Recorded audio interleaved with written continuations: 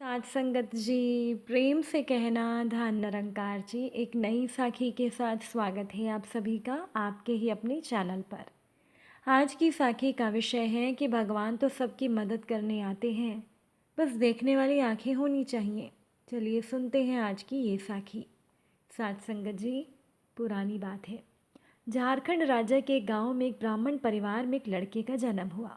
चेचक की बीमारी की वजह से उस लड़के की आंखों की रोशनी चली गई। अब वो अंधा था। कुछ सालों के बाद उसके माता पिता की भी मृत्यु हो गई। उसका पालन पोषण उसका बड़ा भाई और भाभी किया करते थे। युवावस्था होने पर उसकी भाई का भी निधन हो गया। अब परिवार में वह और उसकी भाभी रहा करते थे। भिक्षा मांगकर किसी तरीके वो अपना और अपने अंधे देवर का जीवन यापन करती थी।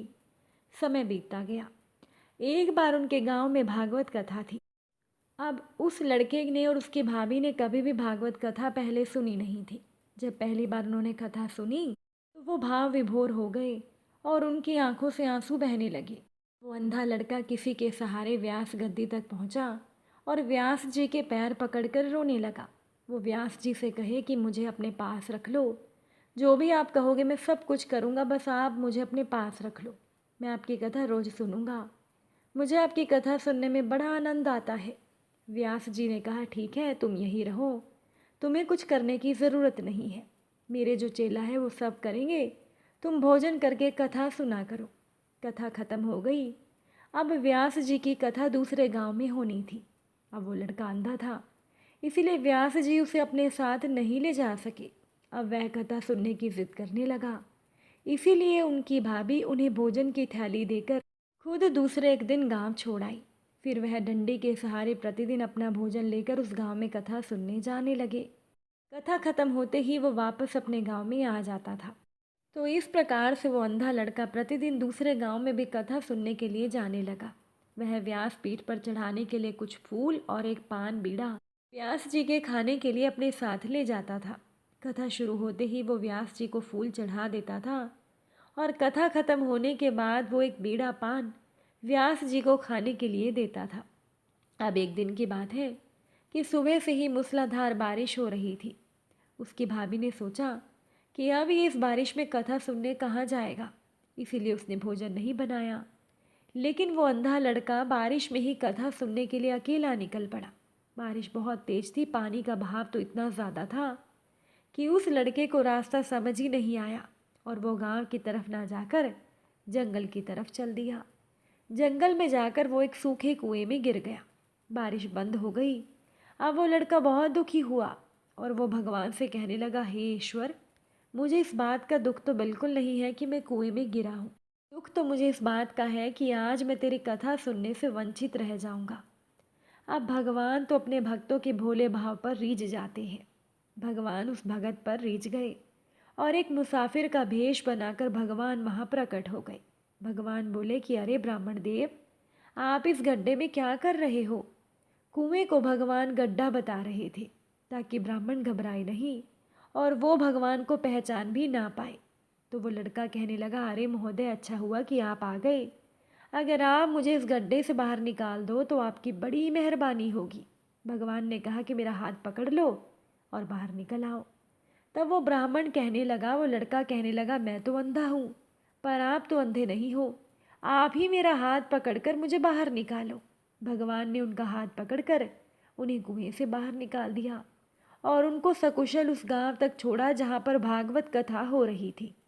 अब भगवान ने ब्राह्मण को कुछ फूल और एक पान का बीड़ा दिया और कहा कि मेरी ओर से आप ये फूल व्यास पीठ पर चढ़ा देना और ये पान का बीड़ा व्यास जी को खाने के लिए दे देना। वो वहाँ पर पहुँचकर व्यास पीठ पर भगवान के द्वारा दिए गए फूल को उन्होंने चढ़ा दिया। जैसे ही फूल चढ़ाया, व्यास पीठ तो सुगंध से भर गई। व्यास जी ने सोचा कि रोज़ ये मुझे फूल चढ़ाता है, कभी भी ऐसी सुगंध नहीं आई जितनी अच्छी सुगंध आज आ रही है। अब कथा शुरू हो चुकी थी, इसीलिए व्यास जी ने कुछ भी नहीं कहा। इधर भगवान उस लड़के की भाभी का रूप धरकर उनके लिए भोजन लाए और उन्हें दे दिया। बारिश की वजह से उस दिन कथा थोड़ी देरी से शुरू हुई थी और देरी से ही ख़त्म हुई। कथा ख़त्म होने के बाद ब्राह्मण ने उस पान के बीड़े को व्यास जी को दे दिया। जैसे ही व्यास जी ने उस पान को खाया, वो तो सच्चिदानंद में खो गए। ब्राह्मण ने भी भोजन के थैले को खोला और भोजन करने लगे। अब उस भोजन में इतना स्वाद पहले कभी भी नहीं था। भोजन करके तो वो ब्राह्मण देवता, वो अंधा लड़का तृप्त हो गए। व्यास जी का जब ध्यान टूटा तो वो पूछने लगे कि ये पान तुम्हें किसने दिया था।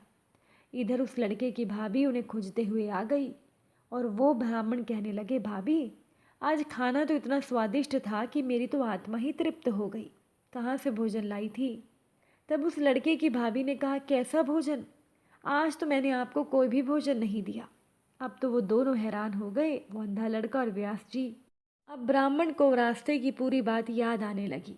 व्यास जी के पूछने पर ब्राह्मण ने सारी घटना बता दी।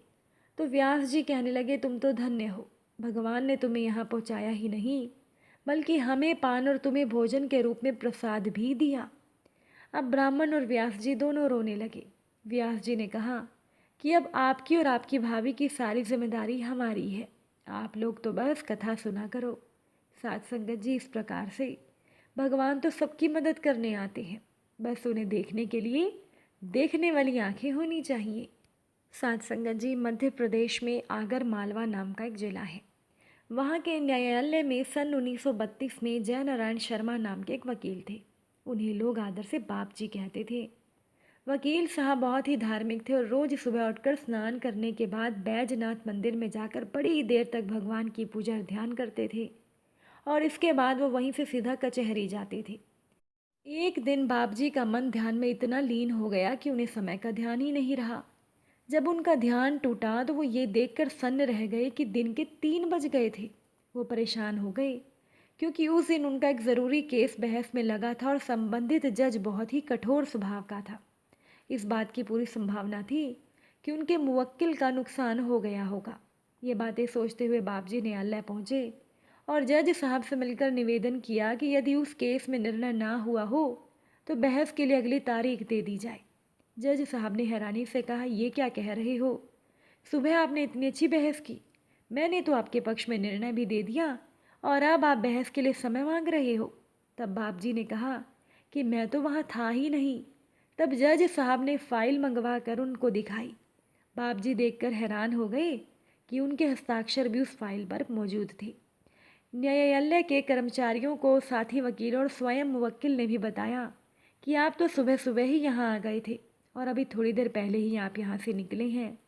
तब बाप जी की समझ में आ गया कि उनके रूप में आज कौन आया था।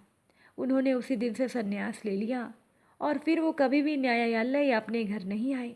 इस घटना की चर्चा अभी भी आगर मालवा के निवासियों और विशेष रूप से वकीलों और न्यायालय से संबंध रखने वालों लोगों में होती है। साथ संगत जी, उसी न्यायालय परिसर में बाप जी की मूर्ति भी स्थापित की गई है। उस कक्ष के अंदर बाप जी का चित्र अभी भी लगा हुआ है, जिसमें कभी भगवान बाप जी का वेश धरकर आए थे। यही नहीं, लोग तो उस फाइल की प्रतिलिपि कराकर ले जाते हैं जिसमें बाप जी के रूप में आए भगवान ने हस्ताक्षर किए थे और उसकी पूजा भी करते हैं। साथ संगत जी, भगवान तो अपने भगत की मदद किसी भी रूप में कर देते हैं, बस भगत को इस बात का ज्ञान नहीं होता। अगर आज की ये साखी आपको अच्छी लगी हो, वीडियो को लाइक शेयर ज़रूर कीजिएगा। आप सभी से फिर मुलाकात होगी नई साखी और नए विचारों के साथ। साथ संगत जी, प्यार से कहना, धन निरंकार।